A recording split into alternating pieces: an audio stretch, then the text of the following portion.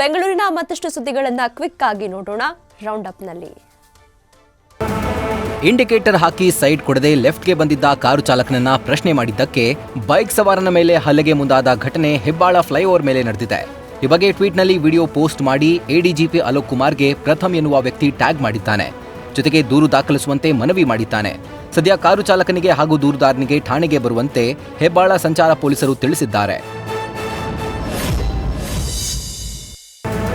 ನೆಲಮಂಗಲ ಪಟ್ಟಣದಲ್ಲಿ ನಾಡಪ್ರಭು ಕೆಂಪೇಗೌಡರ 515ನೇ ಜಯಂತಿಯನ್ನ ವಿಜೃಂಭಣೆಯಿಂದ ಆಚರಿಸಲಾಯಿತು. ಬೆಂಗಳೂರು ನಿರ್ಮಾತೃ ಕೆಂಪೇಗೌಡರ ಜಯಂತಿಗೆ ಸಾಂಸ್ಕೃತಿಕ ಮೆರುಗನ್ನ ನೀಡಿದ್ದು ಎಲ್ಲರ ಕಣ್ಮನ ಸೆಳೆಯಿತು.